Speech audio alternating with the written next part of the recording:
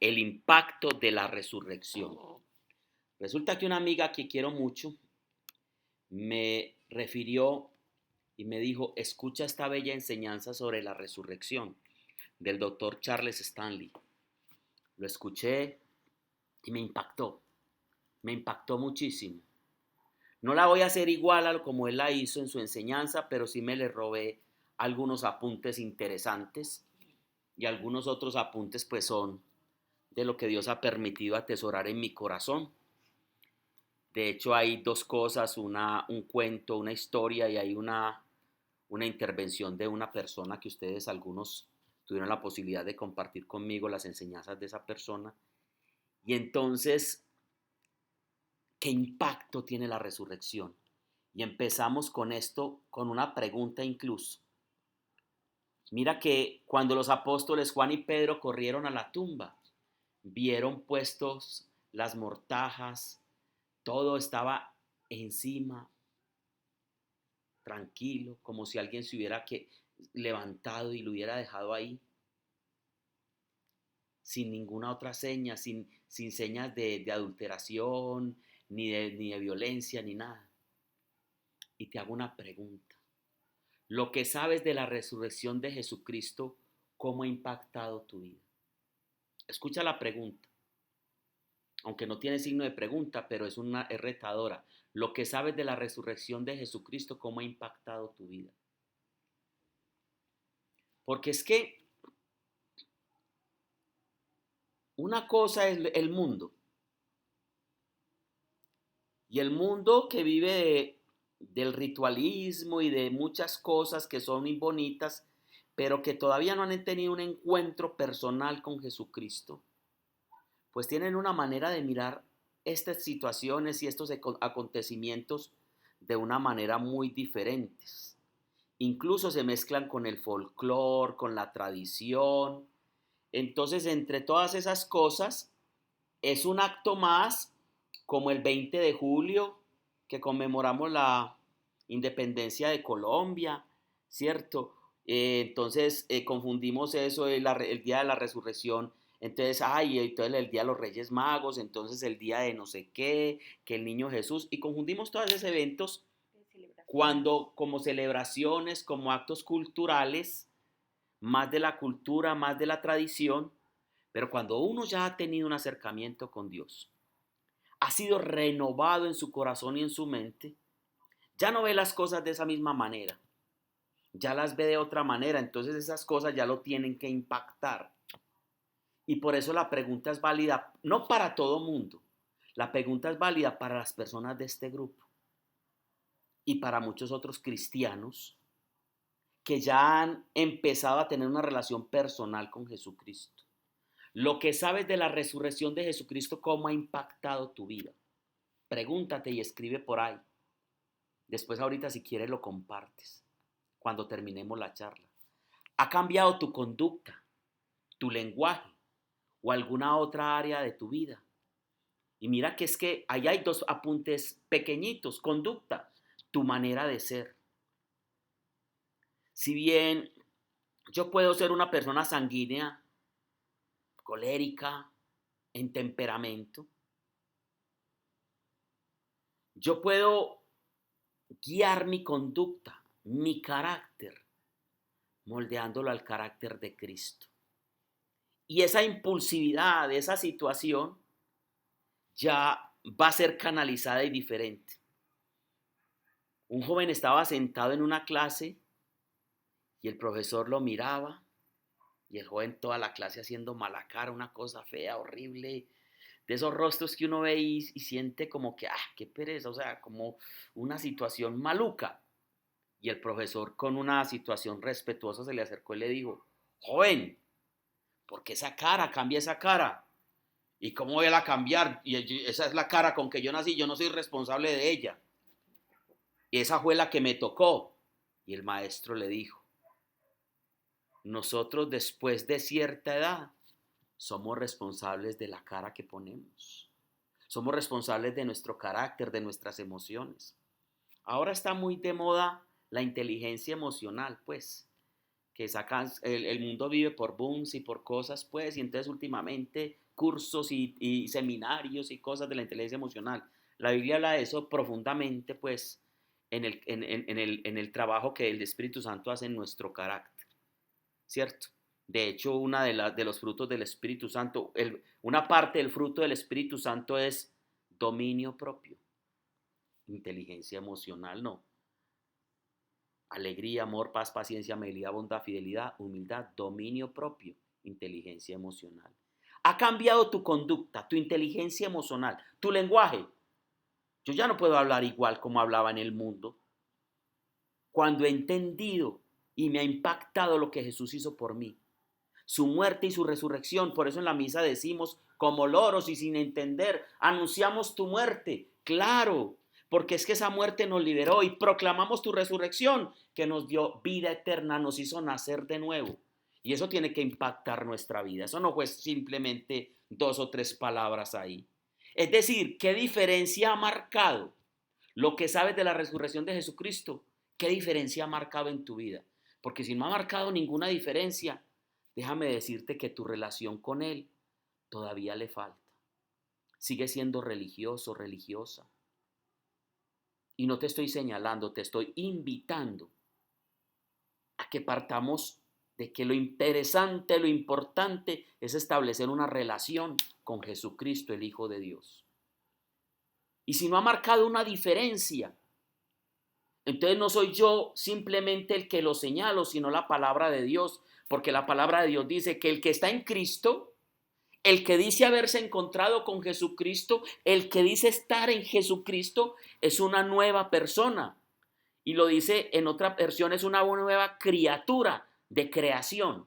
Las cosas viejas pasaron, todas son nuevas. Debe haber una diferencia, debe haber marcado una diferencia de estar en Cristo, de haberlo visto y saber todas las verdades sobre Él y sobre todo la verdad fundamental, que Él resucitó, que venció la muerte, que está conmigo, resucitó para poder estar en mí en todo momento, como lo prometen en Mateo 28:19. He aquí yo estaré con ustedes todos los días hasta el fin del mundo. Si lo has entendido, esto debería haber impactado tu vida, si lo has entendido. Si no, todavía te falta estrechar los lazos de relación con Dios. Y sí, la religiosidad es una manera, y las prácticas religiosas son una manera. Y escúchenme, por favor, el que no me entienda, escríbame, pregúnteme. En ningún momento estoy diciendo no a la misa, no al rosario, no a los ritos que hace la iglesia. Yo no estoy diciendo eso. Estoy diciendo que debemos ir más allá de esas cosas, que eso son maneras, son vehículos para acercarnos a Dios. Pero muchas personas viven toda su vida ese tipo de situaciones y nunca han tenido un encuentro con Jesucristo. Nunca. Entonces, Jesucristo le dijo a los fariseos, a los maestros de la ley, les dijo, hipócritas que cuelan el mosquito pero se tragan el camello. Ustedes deben hacer esto sin dejar de hacer lo otro también. Y así dijo Jesús, deben hacer es esto sin dejar de hacer lo otro, pero lo importante es esto. Eso es lo que dice Jesús, yo no lo estoy diciendo. Yo simplemente le replico lo que Jesús quiere. Jesús quiere una relación contigo. No quiere un hombre, una mujer de ritualidad, de a veces hasta de, ¿cómo le dijera cuando uno cree que si no hace esto, entonces no le va a pasar esto y ¿ah? No, eso no es fanatismo, De es agüeros, de agüerismo, agüeros. porque hasta la religión se puede convertir en un agüero. Porque entonces hago esta novena para esto, hago esto para esto, hago esto para esto, y la relación con Dios totalmente aparte. Sigo viviendo igual que como vive cualquier persona del mundo. Créanme, y investiguenlo, profundicen en las escrituras. Si les digo mentira, me lo dicen. Eso no es lo que Dios quiere. Jesucristo mismo dijo, este pueblo de labios me adora, pero su corazón está lejos de mí. Yo quiero un corazón cercano a mí, una relación. Por ejemplo, ¿cómo tratas a los demás? Todavía eres altivo, defiendes tus criterios, tus cosas. ¿Cómo adoras a Dios? Es decir, debe haber una diferencia marcada entre tú, entre yo y entre las personas que no conocen de esta manera a nuestro Dios. Debe haber una diferencia muy marcada. Si no hay una diferencia marcada, si eres igual al resto de las personas, créeme que todavía nos falta tener una relación más cercana con Él. Algunas verdades, vamos a ver algunas verdades. El sacrificio perfecto de Cristo es suficiente para redimir de todo pecado y maldad. Él es el único, no hay otro. La sangre de Cristo es poder, no necesitas más. Cristo es suficiente para redimirte de todo pecado y maldad. Esa fue la solución que Dios encontró, a Jesucristo. Esa es la solución final, Jesucristo el Hijo de Dios. Vamos a ver primero lo que afirmamos creer. Un cristiano convertido. Estoy hablando de un cristiano convertido, del que nos habla 1 Corintios 5:17, el que está en Cristo es una nueva criatura. Estoy hablando de ese cristiano, ese que ya se encontró con Jesucristo. Afirmamos creer, esos cristianos afirmamos creer en lo siguiente. Pero nuestro sumo sacerdote, que es Jesucristo, se ofreció a sí mismo a Dios como un solo sacrificio por los pecados. Ya no necesitamos más sacrificios. Válido para siempre. Escuchen, ese sacrificio de Jesucristo en la cruz es válido para siempre, por siempre, eternamente, lo dice el libro de los Hebreos. Luego de eso, se sentó en el lugar de honor. Oiga eso tan bonito. Resucitó y se sentó en el lugar de honor a la derecha de Dios. Nuestro sumo sacerdote está en un lugar de honor en este momento. Ese al cual vieron como un cordero inmolado, flagelado, humillado, de poco valor, como lo dice Isaías 53:1. ¿Quién ha escuchado nuestro mensaje? El siervo de Dios hunde sus raíces como una planta tierna que hunde sus raíces en una tierra seca. No tenía belleza ni esplendor. Eso dice Isaías. Léase todo el capítulo 53 de Isaías. Y ese hombre que no tenía belleza ni esplendor, que no era importante para muchos, en este momento está sentado en un lugar de honor. Por eso, digno de recibir honor. Por eso esa canción. A la derecha de Dios está el digno, el grande, el supremo, el Hijo de Dios. Nos habla de un sacrificio suficiente. Yo quiero que resalte esa palabra suficiente. Cuando yo le digo a usted, mire, le voy a entregar esta plata para que viva el resto de su vida. Y créame que lo que le entrego es suficiente. Si usted lo sabe administrar, es suficiente, no va a necesitar más. La palabra suficiente dice que no necesitamos nada más. El sacrificio de Jesucristo es suficiente para ti, para acercarte a Dios, para tener una relación con Dios. Búscale todas las arandelas que quieras, pero este texto nos habla de un sacrificio suficiente. No necesitamos más. Y en eso creemos y lo afirmamos. Lo segundo, somos perdonados y en Él tenemos seguridad eterna. Esto sí que es bonito. Puede ser el pecado más grave, la situación más difícil. Si nos acercamos a Jesucristo, el Hijo de Dios, lo aceptamos como nuestro Dios y Salvador. Creemos en su sacrificio en la cruz por nuestros pecados y quitémosle la palabra nuestros y digamos por mi pecado, por mi debilidad, por mi impureza.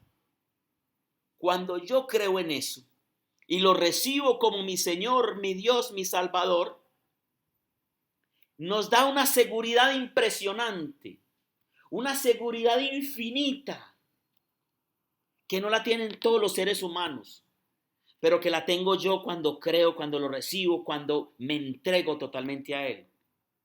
Y no puse ese texto acá, se me acaba de venir a la mente el Espíritu Santo. Juan capítulo 1, versículo 11 al 13 dice, vino a su propio mundo, pero los suyos no lo recibieron. Y te estoy diciendo a ti, pero a los que lo recibieron, o sea, cuando tú lo recibiste, a los que creyeron en él, a los que aceptaron ese regalo, ese sacrificio, ese regalo de la salvación, dice, les dio la posibilidad de llegar a ser hijos de Dios. Eso es seguridad. Y no son hijos de Dios porque nacieron de padres humanos, porque nacieron en la iglesia católica, porque nacieron en la iglesia evangélica, porque por tradición son católicos. No, por eso no son hijos de Dios. Son hijos de Dios porque Dios mismo los engendró a través del Espíritu Santo por haber creído y aceptado en Jesucristo. Esa es otra verdad. Mire lo que dice aquí Efesios 2:12 y siguientes. Recuerden que en ese entonces ustedes estaban separados de Cristo, excluidos de la ciudadanía de Israel y ajenos a los pactos de la promesa, sin esperanza y sin Dios en el mundo. Pero ahora han sido unidos a Cristo Jesús. Antes estaban muy lejos de Dios, pero ahora fueron acercados por medio de la sangre de Cristo. Suficiente. Al aceptar a Jesucristo como Salvador, Él nos sella como propiedad de Dios. Uy, qué bonito es. Al aceptar a Jesucristo como Salvador, Él nos sella como propiedad de Dios. Nos da seguridad eterna. En Él tenemos seguridad eterna. Somos perdonados y tenemos esa seguridad de que somos hijos de Dios. Y por eso disfrutamos de las maravillas y de los regalos y de las cosas que hay en Dios. Tercera verdad, viviremos para siempre. Otra tercera verdad de las personas convertidas. Viviremos para siempre. Porque tanto amó Dios al mundo que dio a su único Hijo para que todo aquel que en él crea no se pierda, sino que tenga vida eterna. Y yo no sé si tú eres capaz de definir la palabra eterna.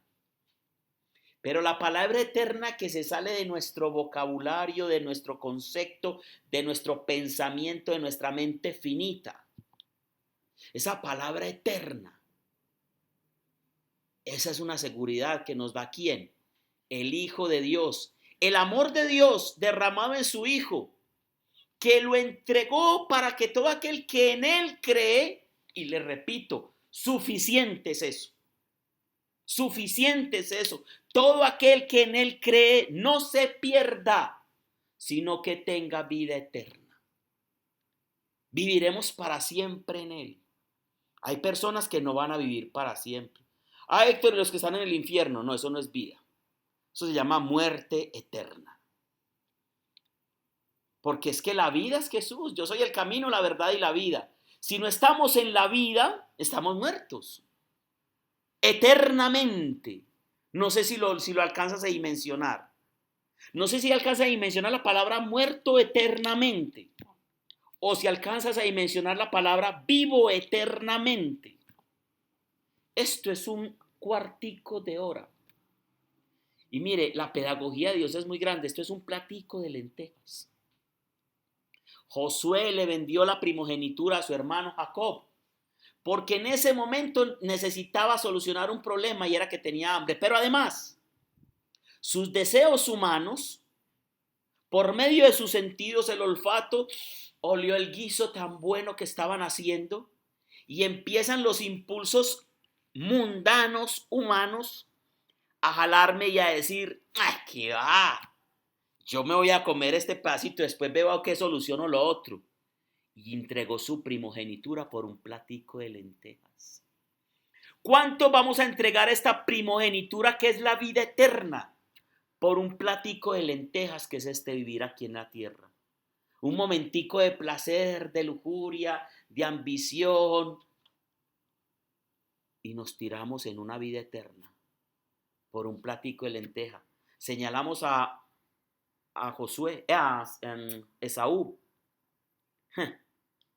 Tan tonto es Esaú vender su primogenitura por un plato de lenteja. Pues no crea que estamos muy lejos, muchos seres humanos, de esa situación.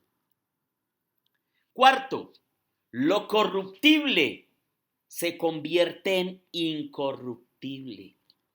El Señor se dio por nosotros para transformarnos en perlas preciosas. Hablando con Rubí me decía que cuando era niña, el hermano, como ellos vivían ahí cerca de Aranjuez, el hermano la llevaba al cementerio de allí de San Pedro y que a ella le chocaba mucho ver esas escenas de huesos y de cosas. Pero además, esos olores que hay en los cementerios y sobre todo cuando una persona lleva tiempo y la van a enterrar, el olor es horrible. Somos corruptibles. No hay nada más corruptible que un ser humano muerto. Una corrupción, una cosa horrible. Y Dios coge eso corruptible y lo convierte en incorruptible. Y esa es otra verdad. Primera de Corintios 15:42 dice, lo mismo sucede con la resurrección de los muertos. Cuando morimos, nuestros cuerpos terrenales son plantados en la tierra, pero serán resucitados para que vivan por siempre. Nuestros cuerpos son enterrados en deshonra. En otra Biblia, en otra versión, dice en corruptibilidad o corruptibles, pero serán resucitados en gloria. En otra Biblia dirá en incorruptibilidad o son incorruptibles. Son enterrados en debilidad, pero serán resucitados en fuerza. Son enterrados como cuerpos humanos naturales, pero serán resucitados como cuerpos espirituales. Pues así como hay cuerpos naturales, también hay cuerpos espirituales.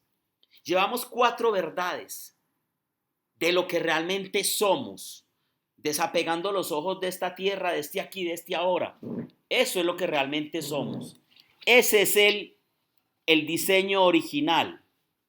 Si usted busca los planos originales de usted, de su vida, va a encontrar que eso es lo que somos. Lo otro lo desfiguró el hombre, el pecado, la maldad. Pero el proyecto original está basado en estas 4 verdades. Muchos hoy se afanan por su apariencia física, económica, intelectual. Entonces vamos al gimnasio, compremos joyas, compremos maquillajes,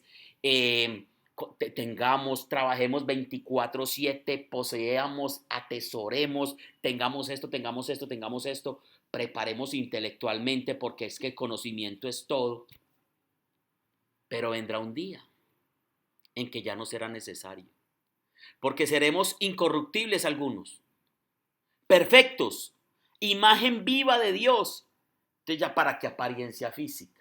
¿Ya para qué esfuerzos económicos, intelectuales? Si tendremos toda la sabiduría de Dios a nuestra disposición, la hermosura que Dios nos da, que no necesitamos ningún Avon, ningún Jambal, ninguna Ésica, ninguna de esas cosas. Intelectual, ¿ya libros para qué? Como lo dice Primera de Corintios 1:17, ¿dónde pararon el sabio y el entendido y los que saben discutir sobre cosas de este mundo? Dios ha convertido la sabiduría de este mundo en una tontería. Hay personas que por medio de la sabiduría del mundo quieren opacar el conocimiento de Dios. Y dice, aunque este mensaje para los sabios, para los eruditos del mundo sea una tontería, Dios prefirió hablar por medio de ese mensaje, de ese evangelio, de esa buena noticia. Y esa buena noticia trae esas 4 verdades. Sabemos poco cómo será el cielo, muy poquito. En la Biblia hay algunos apunticos, algunas cositas, y algunos se atreven hasta a dibujarlo. Me parecen demasiado atrevidos, ¿cierto? Porque Jesucristo le dijo a Nicodemo, y léanlo, capítulo 3 de San Juan, versículo 1 y siguiente, le dijo, si yo les hablo de las cosas de aquí de la tierra y no me entienden, ¿cómo sería que les hablara de las cosas del cielo? O sea, Jesucristo sabía que nuestra mente es tan limitada, que si hablándonos de las cosas del cielo, de la tierra no le entendíamos, dijo, no, pues yo cómo les voy a hablar de las cosas del cielo. Les voy a dar una untadita a ver si de pronto. En el capítulo 14, versículo 3, que fue la primera canción que pusimos hoy, dice lo siguiente. No dejen que el corazón se les llene de angustia. Confíen en Dios y confíen también en mí. Oiga qué bonito Jesucristo. En el hogar de mi Padre hay lugar más que suficiente. Si no fuera así, ¿acaso les habría dicho que voy a prepararles un lugar? ¿Ustedes creen que yo les iba a decir mentiras? que yo voy a ir a prepararles un lugar, allá hay unas moradas, unas habitaciones, y ustedes creen que yo les iba a decir algo que no voy a hacer. Si no fuera así, entonces yo para qué se los iba a decir. Y está hablándole Jesús a sus discípulos. ¿Acaso les habría dicho que voy a prepararles un lugar?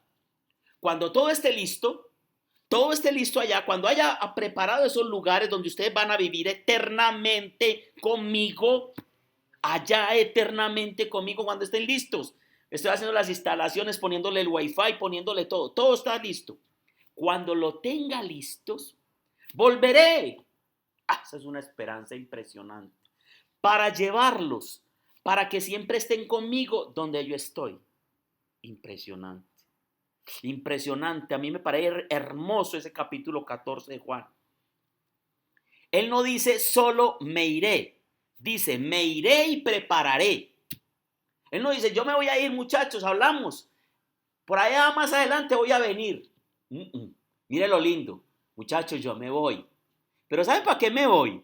Voy a ir a preparar un lugar para ustedes. Es decir, el cielo es nuestro hogar. Allí tendremos una relación cercana, personal con Dios. Y nos daremos cuenta que todas esas otras banderas que le metíamos a la vida no eran necesarias, que lo único necesario era establecer una relación con Él. Es decir, el cielo es nuestro hogar. Allí tendremos una relación cercana, personal con Dios. Y esto es lo que el Espíritu Santo quiere que empecemos a disfrutar desde ya. Una relación con Dios. Él quiere que empecemos a prepararnos en este prekinder, en este preescolar que es la vida, a empezar a entablar una relación con Dios imperfecta, pero finalmente relación. Porque en el cielo será lo único que nos mueva, una relación eternamente con Él.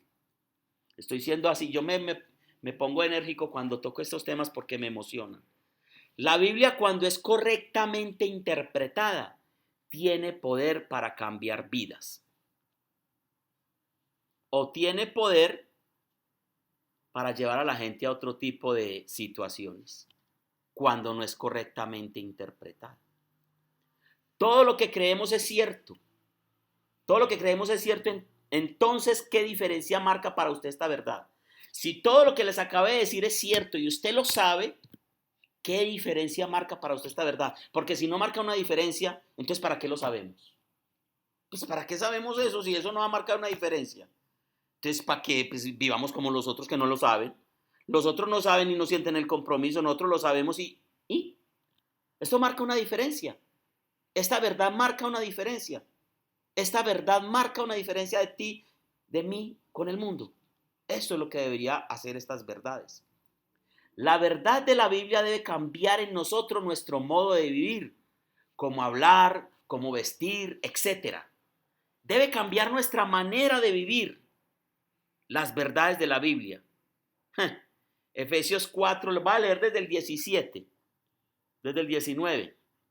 Desde el 19 dice, han perdido la vergüenza, viven para los placeres sensuales y practican con gusto toda clase de impureza. Está hablando de las personas que son del mundo, de las personas que no conocen esta verdad, de la persona que no han podido entender esta verdad, que no tienen una relación personal con Jesucristo.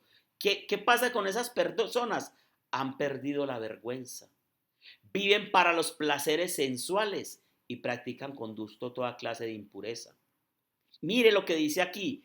Pero eso no es lo que ustedes aprendieron acerca de Cristo. Debe haber una diferencia. ¿Para qué aprendieron ustedes estas verdades? No, eso no fue lo que ustedes aprendieron. Ustedes ya no son de acá. Ustedes son de aquí para abajo. Ya que han oído sobre Jesús y han conocido la verdad que procede de Él. Si conocemos la verdad que procede de Él, ya no podemos vivir como estas personas, porque debe haber una marcada diferencia. Impresionante, ¿no? Hay algo muy bonito, esta historia me gusta mucho. Cuando hablamos de diferencia, es que nosotros ya no somos del mundo. Santiago, que le estudiamos aquí en esta casa, en este apartamento, sentaditos acá, todo el libro de Santiago, los tres capítulos muy bonitos, cinco capítulos. Los 5 capítulos de Santiago, que son 3 hojas, que me, me equivoqué porque son 3 hojas. 5 capítulos. En el capítulo 4, versículo 7 dice, no saben que ser amigos del mundo es ser enemigos de Dios. Dios ama celosamente el Espíritu Santo que ha puesto en ustedes. No lo expongan a las cosas del mundo, a las perversidades del mundo. Esta historia hace muchos años la leí. Cuando estaba preparando este tema me acordé y la busqué. Miren qué bonito. Una joven cristiana le pidió a su papá la llevara a una fiesta mundana. El padre, que también era cristiano, se negó. Pero ante la insistencia de su hija que la llevara, que no iba a bailar, ella no iba a hacer nada raro, déjeme ir, yo se me sé comportar.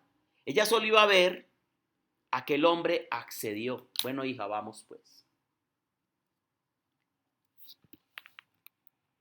En el camino al centro de fiestas, el padre le dijo a su hija que llevaba un hermoso vestido blanco. Pasemos antes a la mina donde trabajo. Necesito recoger algo. Pero papá, replicó la muchacha, me voy a ensuciar mi vestido blanco. No, contestó su padre, solo vas a ver, no toques nada. Tú vas a ir a observar nomás. Estás ahí a un ladito. Era una mina de carbón. Entraron a la mina y al salir, el vestido blanco hermoso de aquella señorita estaba sucio, manchado por el polvo del carbón en la mina. Papá, mi vestido está sucio, lleno de carbón, pero si no toqué nada, exclamó angustiada la joven. Así igual le dijo el papá, en la fiesta del mundo te vas a ensuciar. Tu testimonio, tu vida cristiana por el ambiente de pecado, aunque solo estés viendo. No somos del mundo, somos diferentes. ¡Qué impacto! ¿Qué diferencia marca el haber conocido y el saber de estas verdades, especialmente la resurrección de Jesús? ¿Cuál es la diferencia de los que creemos y los que no creen? ¿Cuál es la diferencia? ¿Cuál es la marcada diferencia? ¿Qué es lo que la Biblia nos dice? Vamos a mirar. Pero ahora sean santos en todo lo que hagan, tal como Dios, quien los eligió, es santo. Pues las escrituras dicen, sean santos, porque yo soy santos, llamados a la santidad. Y les voy a dar un secreto, ya lo somos. En Cristo ya lo somos, no en nosotros. En Cristo ya somos santos. Por eso Pablo le escribía a las iglesias, le escribo a los santos de la iglesia de Corinto, le escribo a los santos de la iglesia de Éfeso. Y cuando le escribía a los santos de la iglesia de Éfeso eran los hermanos a los que seguían a Jesucristo. ¿Y eran santos? Sí, en Jesucristo. Ahora viene la pregunta del $1.000.000. Yo soy santo en Jesús, estoy santificado. En Jesús estoy santificado, en Él. Y viene la pregunta del millón. ¿Esto significa libre de pecado?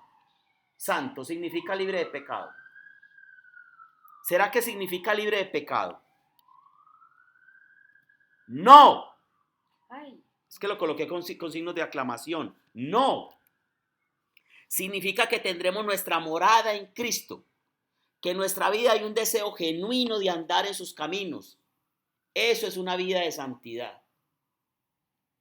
Morando en Cristo, deseando genuinamente.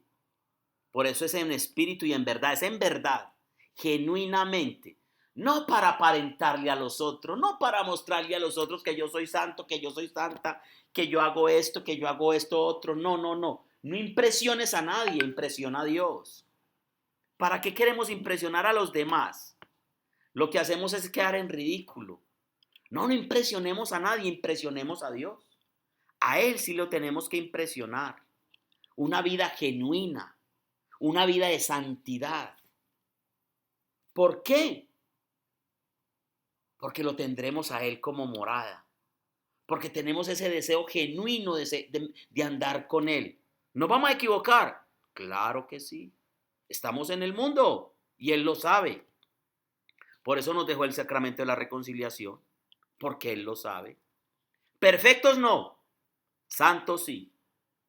Perfectos no. Santos sí. Consagrados, comprometidos. Eso somos en Cristo.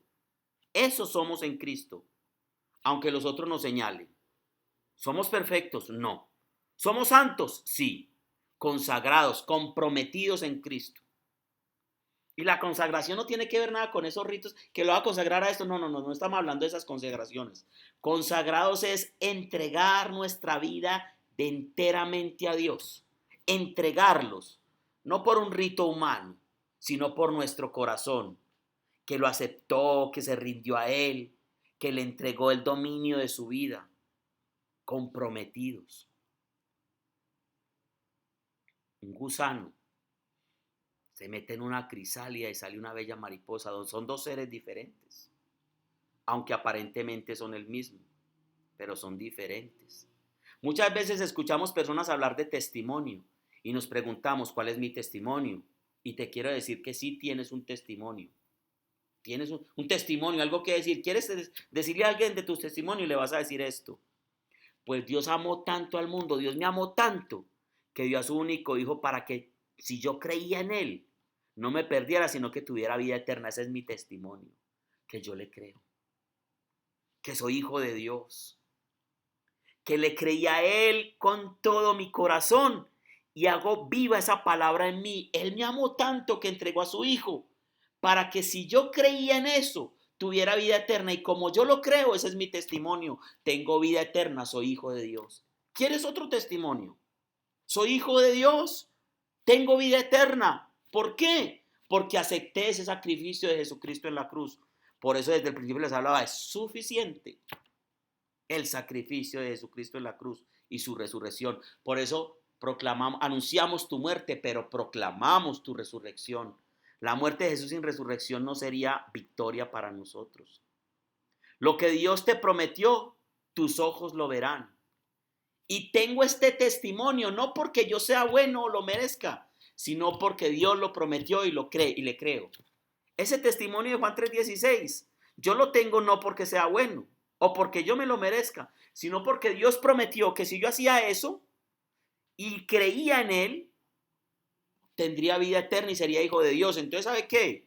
Tengo el testimonio por Él, porque yo le creo. Él lo prometió y yo le creo. ¿Qué más testimonio necesita en tu vida? Ofrenda agradable. Uy, esto sí que es bonito. Ya cuando has creído en Dios, tú vas a entregar tu vida como una ofrenda agradable, como un olor fragante a Dios. Ojo, si tú quieres entregar tu vida y tu cuerpo como olor fragante a Dios, no vayas solo, que serás corruptible, no serás un olor fragante, olerás mal. Pero si vas que la mano de Jesucristo, yo soy el camino, la verdad y la vida, nadie puede ir al Padre como olor fragante, como una ofrenda, si no es por mí. Cuando vas de la mano de Jesús, entonces eres un sacrificio, un olor fragante para Dios. Él se agrada de que llegues a su presencia. Por eso yo entro al lugar más santo a través del Cordero de Dios. Porque Él fue el que nos dio ese regalo. Por eso el tabernáculo la semana pasada, para que entendiéramos este pasaje. Por lo tanto, amados hermanos, les ruego que entreguen su cuerpo a Dios por todo lo que Él ha hecho a favor de ustedes. Entréguele su vida, su ser, todo por todo lo que Él hizo. Que sea un sacrificio vivo y santo. La clase de sacrificio que a Él le agrada. Esa es la verdadera forma de alabarlo y de adorarlo. Entregarle tu vida. No cantarle, ni ir a hacer romerías y cosas. No, eso es muy lindo, pero no. Entrégale tu vida. Ríndele tu vida a Él. El que quiera venir en pos de mí, niéguese a sí mismo. Tome su cruz cada día y sígame. Este pueblo de labios me adora, pero su corazón está lejos de mí. Entrégale tu cuerpo a Dios por todo lo que Él ha hecho a favor de ustedes. No, que sea un sacrificio vivo y santo. La clase de sacrificio que le agrada. Esa es la verdadera forma de adorarlo. No imiten la conducta ni las costumbres de este mundo. No.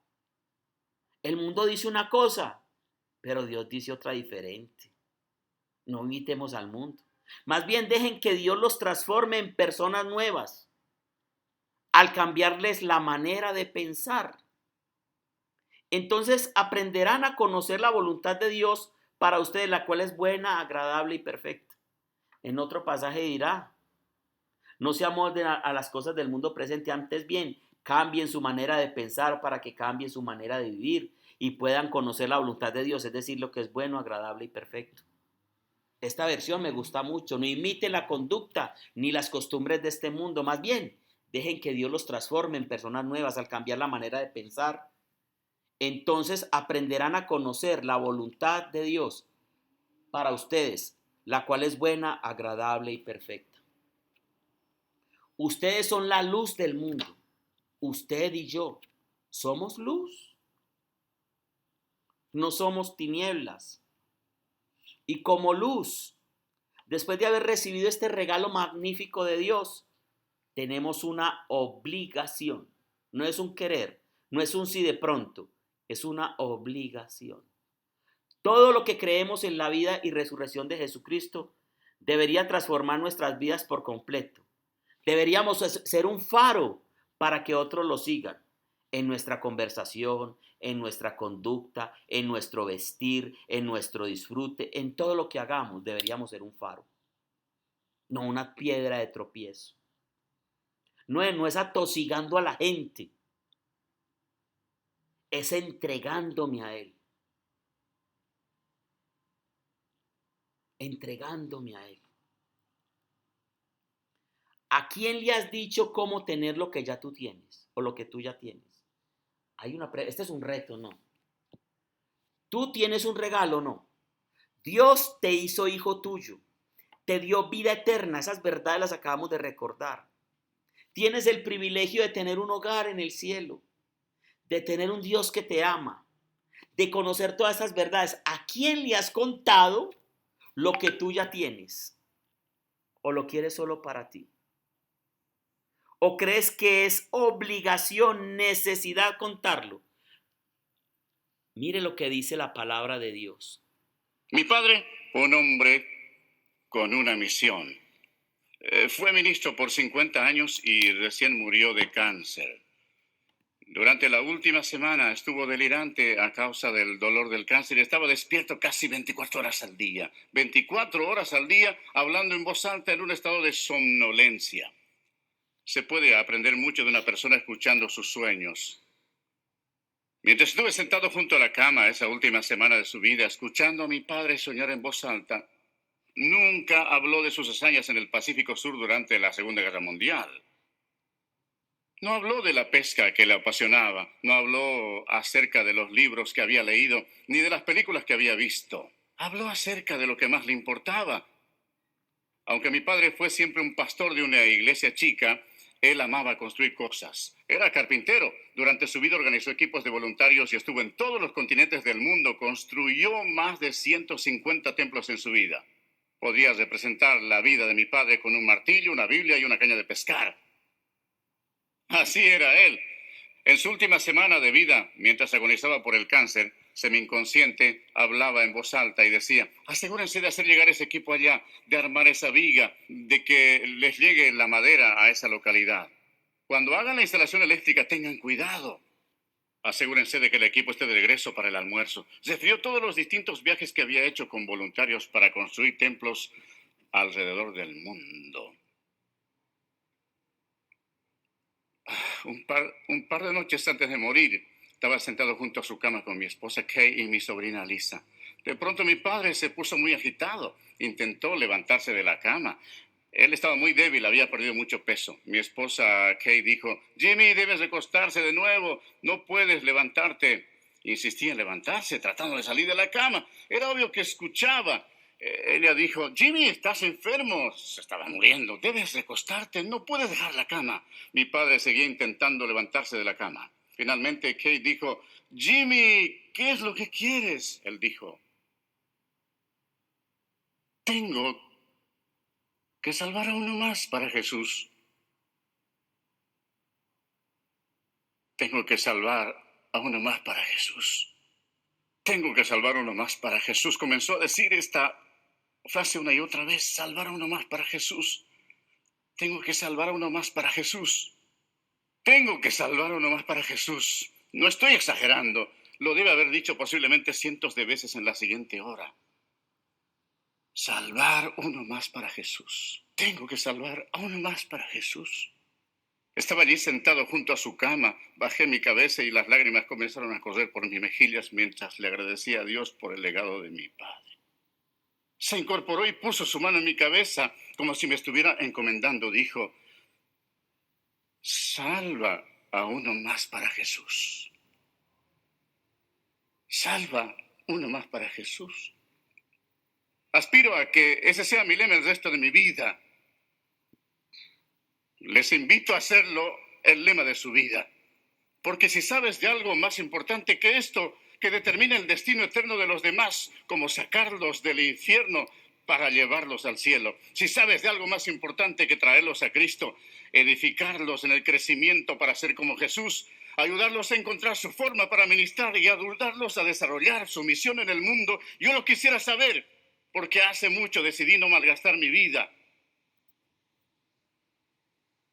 No hay nada más importante que cumplir esa misión y los otros propósitos de Dios.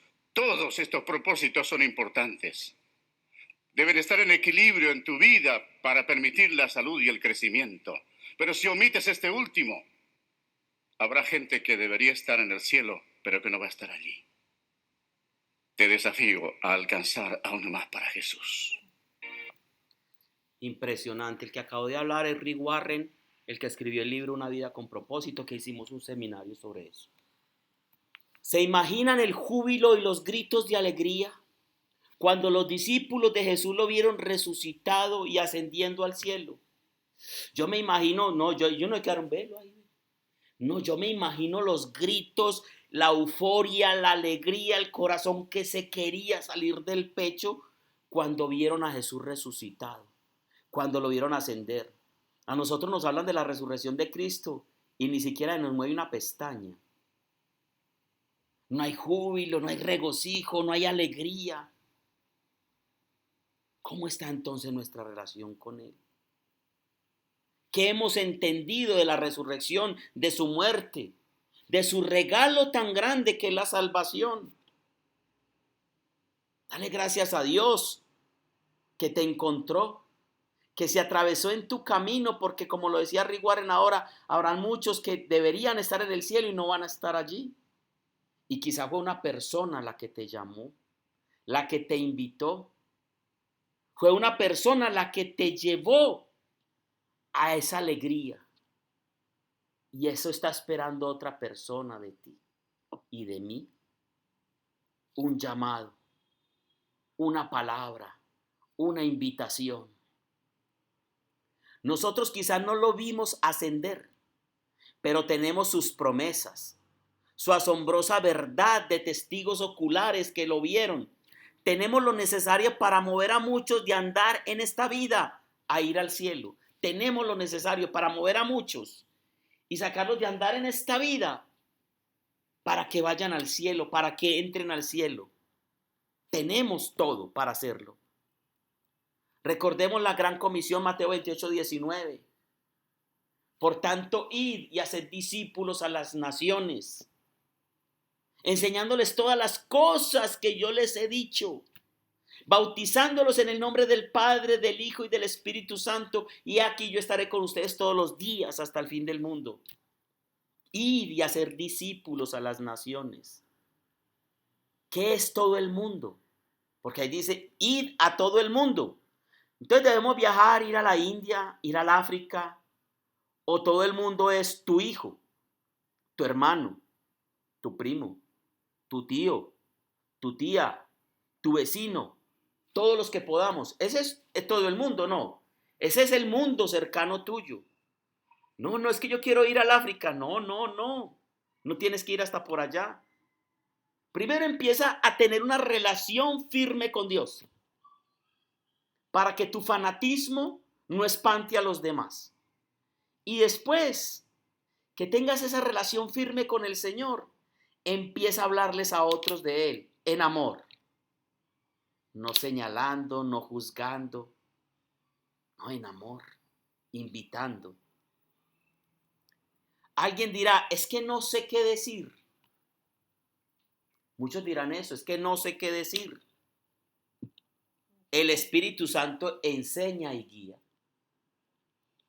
Yo te recuerdo, Él te selló y vino a morar en ti y está dentro de ti, te recordará todo lo que tengas que decir, porque yo estaré con ustedes todos los días hasta el fin del mundo. Cuando les dio la gran comisión les dijo, vayan que yo voy a estar con ustedes, con su Espíritu Santo. Cristo vive y Él está conmigo, y cuando lo tengo a Él, Él me da las palabras necesarias. Pon esa persona que está en tu corazón, ponla en oración. Dile, Señor, allana el camino. Haz que se dé la situación, que se dé el momento para que le hable de ti. Sin miedo, sin temor. Porque una persona si viene a mí a hablarme del horóscopo, o de la relajación trascendental, o del budismo, o de otras cosas, entonces porque a mí me da miedo hablar de Jesús. Porque me da temor decirles que hay una vida nueva, que hay una buena noticia que tú les quieres dar en amor. Dios puso a su Hijo en usted y en mí y a su Santo Espíritu. Y usted y yo vivimos sin decírselo a nadie. Dios puso a su Hijo en usted y a su Santo Espíritu en usted. Y usted y yo vivimos sin decírselo a nadie. Eso es justo. Después de que Él hizo eso, y nosotros ahí calladitos. Ay, tan rico, tengo el Espíritu Santo y tengo a Dios. Y viendo al mundo desangrarse y morir sin Dios. No vamos a quedar callados. ¿Qué clase de amistad tienes con Dios a través del Espíritu Santo? ¿Qué clase de relación? ¿Con qué frecuencia hablamos de muchos otros temas? Y nos gastamos el día hablando bobadas, tonterías. Pero cuando se trata de llevar esta buena noticia, no impera esta necesidad en nosotros. Y recordemos que es un regalo. Y muchos no lo saben. Y es un regalo gratuito. Y muchos no lo saben. Como tú no lo sabías. Muchos de nosotros éramos simplemente religiosos. Pero no sabíamos nada de esto tan bonito. Examinémonos entonces. Señor, he disfrutado mucho. Soy un hombre, una mujer bendecido, bendecida. Ahora, ¿qué esperas de mí? Yo he disfrutado mucho de la vida en abundancia que tú me das, de esa relación. Qué alegría, Señor, saber que cuento contigo. Qué alegría saber que estás en mi vida y en mi corazón. ¿Qué esperas de mí? Y yo te voy a dar la respuesta. Yo te voy a decir qué espera de ti.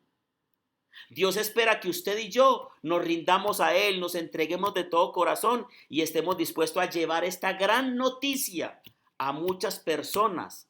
Por eso se llama evangelio, es decir, buenas nuevas. Y aquí le entrego algo para que usted lo sepa. Usted no es responsable de la respuesta a esa invitación. Nuestra responsabilidad es decirles, la responsabilidad de ellos es decidir. Pero nosotros sí tenemos la responsabilidad de decirlos. Ellos deciden. Y quizás no decidan cuando usted se los dijo. Pero ahí queda la semillita.